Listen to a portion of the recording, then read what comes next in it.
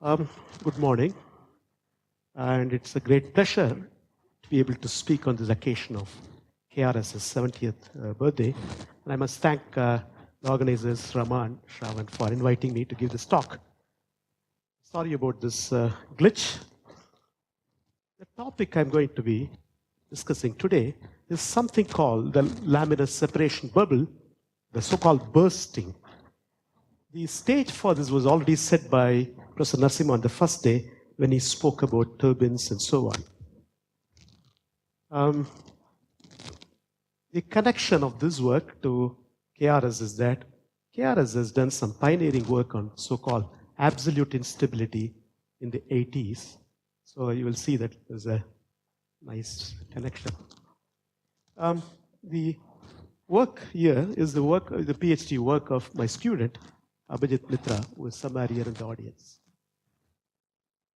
Okay, so to set the context, this shows on this axis the Reynolds various flying objects all the way from insects like butterfly all the way to a jumbo. The Reynolds number, the typical Reynolds numbers are plotted on the horizontal axis, typical mass on the vertical axis. What this shows is as you go from a butterfly all the way to a jumbo, the Reynolds number changes by orders of magnitude. And the typical Reynolds number in which micro-aerial vehicles or drones or unmanned aerial vehicles fly typically is around 10 to the 5. This is where this box. And this is typically the range of Reynolds numbers of interest for us in the present context. This is also the kind of Reynolds numbers which is important for low pressure turbines in jet engines, which Professor Narasimha spoke about on the first day. What it is if you now look at the Reynolds number of around 10 to the 5 and plot the so-called lift coefficient, you see that from typically large values, typical of jumbos and larger aircrafts, when you go down in Reynolds number, around 10 to the 5, there's a dramatic loss of lift. This is also associated with around the same Reynolds number. There's an increase of the drag. So the culprit for this is thought to be the Laminar Separation Bubble. And this is something which plagues the aerodynamics of such flying objects in the typical Reynolds number range. So the question is, what exactly is this Laminar Separation Bubble? The focus of my talk is going to be on this Laminar Separation Bubble. It's a schematic of a Laminar Separation Bubble. You can imagine this to be the surface of a wing or an aerofoil. The top surface is an oncoming flow. There is a boundary layer which is laminar to start with. When the free stream decelerates, as it would in certain regions of the wing, the flow would not be able to be attached to the surface. It does flow separation, leaves the surface. It becomes something like a so-called free shear layer. It undergoes transition to turbulence. And when the conditions are right, it can reattach. This is a very complex kind of flow structure with forward flow, reverse flow, and the flow changes from laminar to a turbulent state. And it's to borrow a phrase from Narasimha, it's a veritable fluid dynamic zoo of events. You have all kinds of complications possible. So the region here, that's the region of interest, the flow separates, it reattaches. There is a trapped fluid in between, which is called the Laminar Separation Bubble. That's because of there is a deceleration of the free stream. Okay. Now there are different kinds of Laminar Separation Bubble. There is what is known as the short bubble. So if you look at a wing or an aerofoil, the flow comes at a certain angle of attack. And the flow separates somewhere here, it reattaches here. The shortish kind of bubble physically, whereas here, this shows a longish bubble. I'll characterize this more precisely here. What is plotted here is the pressure distribution of the surface. If you now plot the pressure distribution according to an inviscid expectation or a potential flow expectation. This is how the pressure changes on the top side. This is what is plotted is the coefficient of pressure. This is the minus as in the top side. You can also look at it as roughly as something like the variation of velocity too, in terms of qualitatively.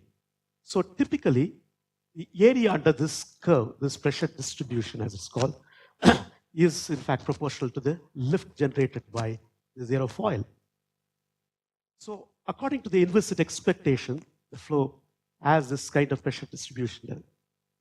Whereas when you have a so-called short bubble, what it is, there is this departure from this inviscid expectation, but then it reattaches. You see that there is a small perturbation to the inviscid expectation. So for all practical purposes, you could model the flow by a typical I Reynolds number or a potential flow kind of inviscid kind of expectation. Whereas when you change either the angle of attack, making the pressure gradient more adverse or decelerate the free stream more, the viscous forces become more severe in some sense, and in relation to the inertial forces, as a result, it becomes the so-called long bubble. The telltale sign of a long bubble is that if you look at the inviscid pressure distribution, here, which is plotted here, the same as that, compared to that, there's a large departure of what you have in a long bubble. In other words, there's a dramatic loss of lift. The question is, what causes this transition from the short to the long bubble? That's referred to as bursting, and some pioneering work was done by Mike Gaster in UK in the 60s. So it's characterized by loss of lift, and clearly this is very important for a variety of this flying objects, the Reynolds number range. So I'll be talking about wind tunnel experiments using this so-called Kepler aerofoil, which is shown in the schematic shown here, the actual drawing shown here, which is placed in a wind tunnel. And I'll show you some results from these wind tunnel experiments. Okay, so at a typical, this is a bit crowded, a busy slide here. So what it shows is that at a certain angle of attack, the oncoming flow comes at an angle of 8 degrees in relation to the chord of the aerofoil. What is done here is that we change the Reynolds number all the way from 80,000 and go down all the way up to about 50,000. The pink continuous line is the inviscid expectation of pressure. And the various points are the experimental points. First of all, the lowest Reynolds number there is this. It happens at 50K. And you can see that it's very different from the pink line. And I'm going to say that that's in fact the long bubble, which is shown here. This is in fact a time averaged average picture for a PIV of how a long bubble will look like. You can see that there is a large recirculating region. The flow separates, and it is, you can see it's longish even in terms of the length as well as the height of the bubble. Forward flow. This is the forward flow. Flow past this aerofoil surface. I'm sorry, I should explain that. So this is the aerofoil surface. The flow comes in this fashion. And this is the outer flow. And you can see that the flow separates and forms an average, these kinds of circulating pattern, recirculating pattern.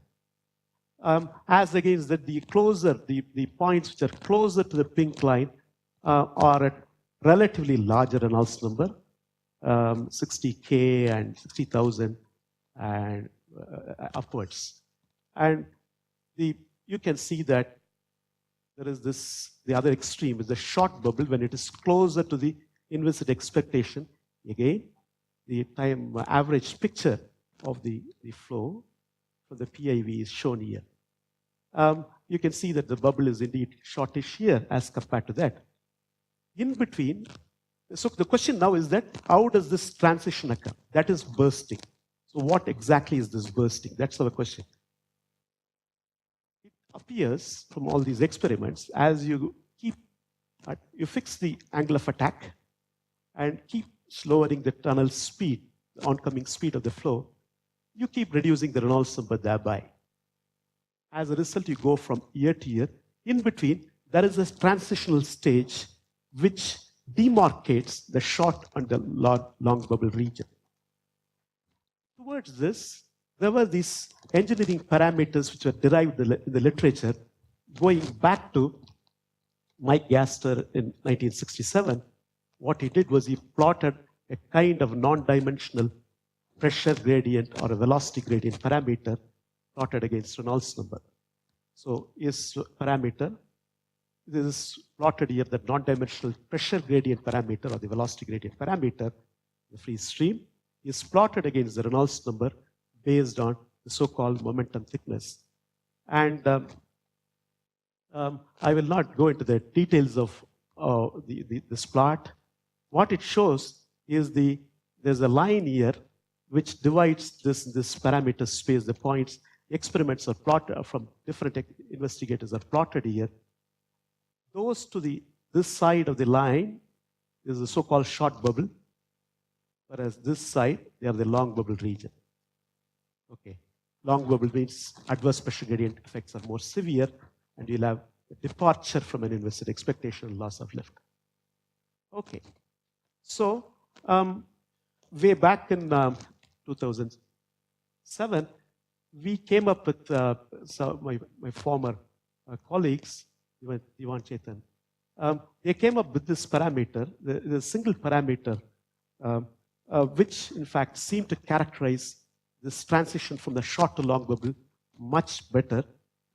What it is the height, whereas in Gaster's case, it was the momentum thickness at the point of separation, non-dimensionalized in this fashion, is as used as a length scale. We used the height of the bubble at the maximum height of the bubble as a length scale.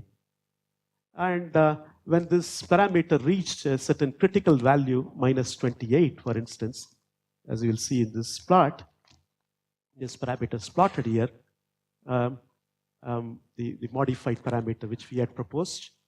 For different experiments, all the short bubbles were lying here, and all the long bubbles were lying here.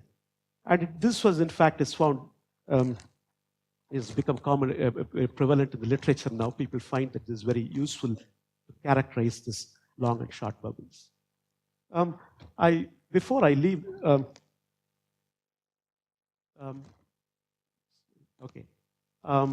this parameter, which is about this number minus 28, if it is lower, if it is larger than the magnitude is larger than that, it's long bubble.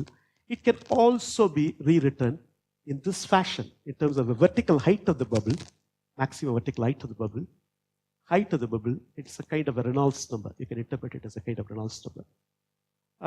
More recently, as part of his thesis, Abhijit Mitra has come up with this, what I call as an engineering rule, 87% rule, whereby if the Reynolds number, the velocity of the free stream at the point of separation and the point of reattachment are related in this fashion, that would signify bursting, which means at the point of reattachment, if the free stream velocity is less than 87% or so of what it is at separation, then the flow will become, bubble will become a long bubble.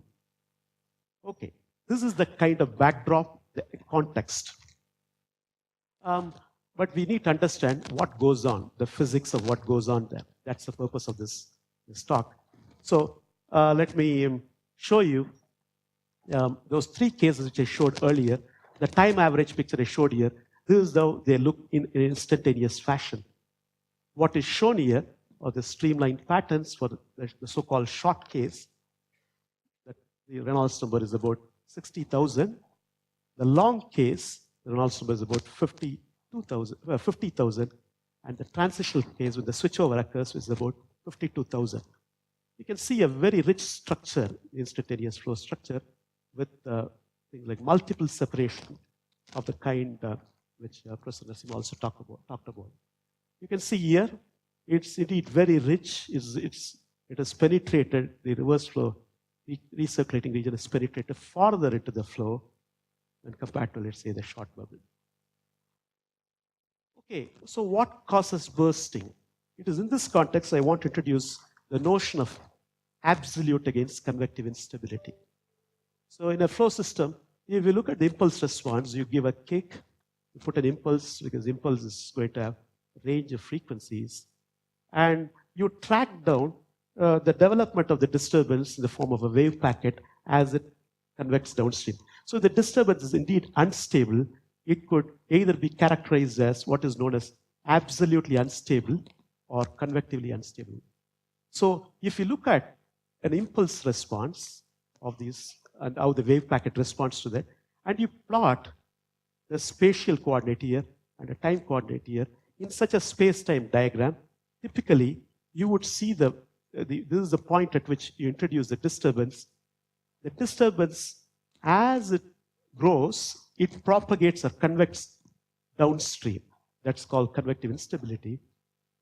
And whereas the so-called absolute instability means the disturbance grows at the same location without getting convected downstream. So this is absolute instability. And KRS in his work with Strykowski has done pioneering work on absolute instability of cylinder wakes. So this bursting problem of laminar separation bubble, it is conjectured, sometimes it used to be conjectured in the literature, whether it's a switch from a convective to absolute instability. So that's what we are going to quickly explore here. To take this further, now why is that expectation? If you look at a free shear layer, I have plotted a typical, I borrowed this from some textbook. You have two streams. You could have two streams with differing velocities on either side. And you can define the so-called the ratio R, which is the velocity difference by the sum of velocities on either side. And this parameter R, depending on what value, what kind of velocity profile it is, it can take all these values. R equals 0 means there's only one stream, uniform stream. When R becomes from up to 0 to 1, it's a forward-going mixing layer, shear layer. And exactly at R equals 0, there is no stream here, there's only stream outside. Whereas when R is greater than 1, you have reverse flow in this region. So this switch from R equals 1 to R greater than 1, it turns out that there are these studies which show around when R equals 1.34 or so, there's an onset of absolute instability. In terms of the reverse flow magnitude, that corresponds to about 13 or 14% of the forward flow. So when this velocity is about 13, 14% of this, you can expect an absolute instability in this case. This is very interesting experimental work by Strykowski and Nickham.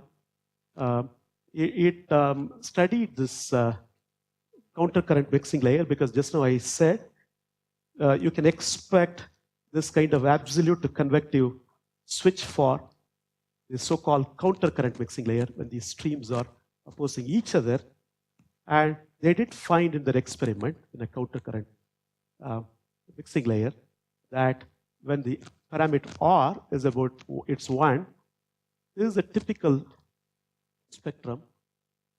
And when the parameter R crossed the threshold value of 1.34 or so, there's a short tone here. So this is, in fact, this is 1.4. It has crossed the threshold. So you can look at it as a switch from either a convective to absolute instability or from an amplifier to an oscillator behavior. It behaves like a flow, behaves like an oscillator. So whereas here, in this case, the external disturbances are amplified in your boundary layer or a mixing layer. Here, it's all intrinsic That's why it's an oscillator. And if you plot a typical RMS associated with this problem as a function of this parameter R, as long as it is convective, when R is very small, you see that it is very low amplitudes, and then at about this critical value, it sharply picks up in the manner of a subcritical to supercritical off bifurcation. So we want to, that's a connection. That's the reason why people were expecting, because in the free shear layer or mixing layer, there is, you have reverse flows and you can have absolute instability.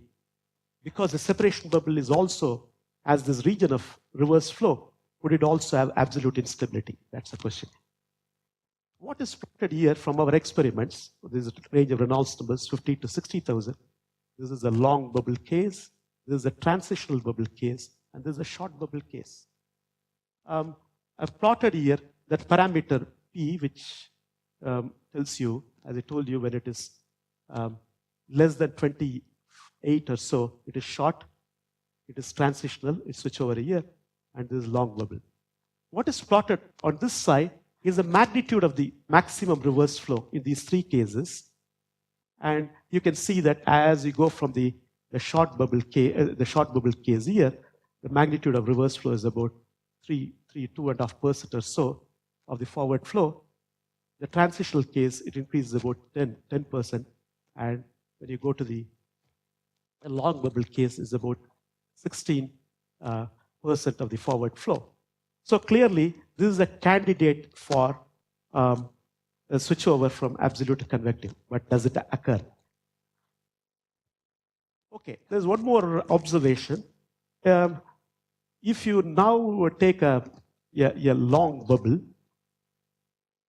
and then you start increasing the speed, let's say you go to the long bubble and go towards the short bubble and stop there at the transitional case, what happens is without you having to do anything, the signal alternates between these two states when it is transitional. Large excursions going to short excursions.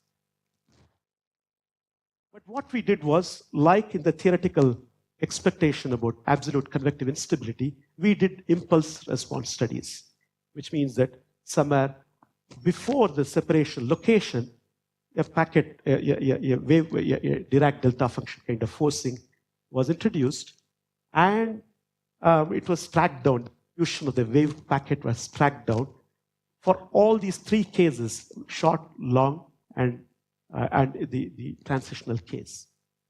So the expectation is that if it is indeed absolutely unstable, you would expect to see the wave packet growing at the same location. That was the expectation. So let's see what it shows. This is the space location x, non-dimensionalized. This is the time. What is plotted here are the leading edge and the trailing edge of the wave packets, the envelopes of the leading and trailing edge of the envelopes for the three cases. Let's focus on the trailing edge of the wave packet, which is here, these three cases. Now, you see that this is for the trailing edge of the short case. You can see that it has dx by dt is positive, indicating it's moving forward downstream as the wave packet grows. You can remember the schematic I showed you for absolute and convective. You can imagine there's an envelope within which the packet develops. Now, as you reduce the Reynolds number from here, this is about 60,000 Reynolds number. Reduce it, when you go towards the transitional case where the Reynolds number is 52, this is the corresponding envelope of the trailing edge of the wave packet. You see that compared to that, the trailing edge has slowed down, trailing edge of this transitional envelope. If it is purely absolutely unstable, you would expect to see something vertical. The key point here is it doesn't quite happen. If there's a tendency towards moving this wave, the trailing edge of the wave packet becoming straight, but doesn't quite get there. And when you further reduce the speed and reduce the Reynolds number and make it long enough, you see that your trailing edge envelope has come here. It has again become more convective as compared to the transitional case. So this is, in fact, the question, what exactly happens here? So I'm going to argue that it doesn't have a pure absolute or convective nature. It is going to do a kind of time sharing between these two modes. In other words, all these short, long, or transitional bubbles are going to have the absolute and convective character, or an amplifier and oscillator character, in a time sharing fashion. It's somewhat like what we heard on the first day, the toroidal and the what is the other one? The poloidal, the modes in the astrophysical fluid dynamics talk.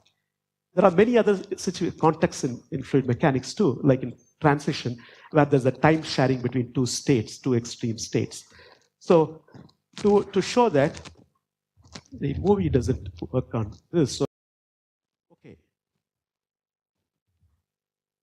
So what I am going to do is, this is time-resolved PIV data, which means we have these unsteady data from the PIV, the velocity field data. What I'm going to do is, I'm going to do a filtering of this data. And I'm going to divide this data into a low-pass part and a high-pass part.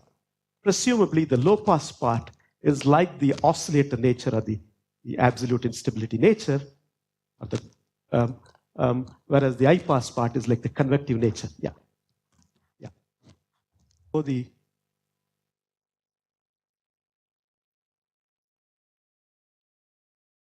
So if I look at the short bubble and show you, this is the high-pass filtered part of the high-frequency part of that, you see that it is all convecting downstream. Whereas if I show the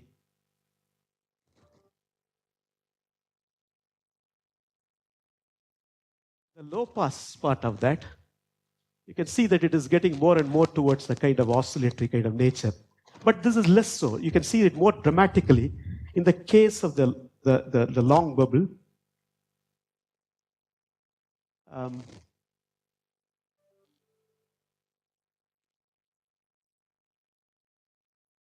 So again, this is for the long bubble, where the Reynolds number is the lowest. This is the high pass part, the high frequency part of that. It's all convecting, right? Whereas if you look at the low frequency part of that, a very nice kind of oscillatory kind of pattern there. No, this is part of the card. It's about 15% of the card.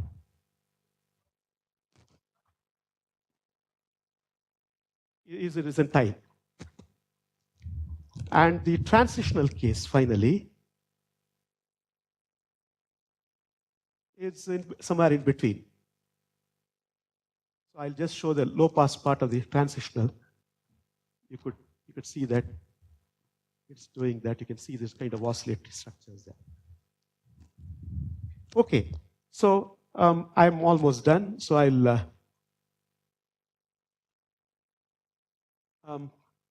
just a minute left, I suppose.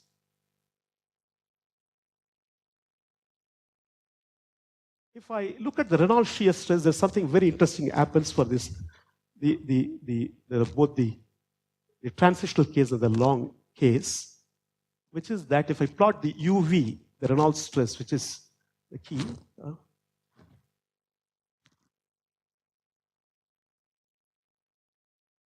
that seems to.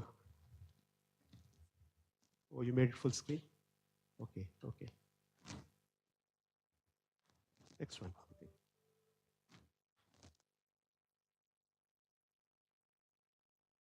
This one, yeah. The Reynolds stress, it actually becomes negative in the initial region. Minus UV becomes negative, or UV is positive. I won't go into the details, but just to say that the turbulence production becomes negative here. For this case, it can be related to the curvature of the shear layer. So because I'm short of time, I'll stop here. I'll put the summary up here. it says that laminar bubble is characterized by the single parameter, and connection to absolute instability is explored, and there's a time sharing between the oscillator and amplifier behavior. So I'll stop here. Are there any questions?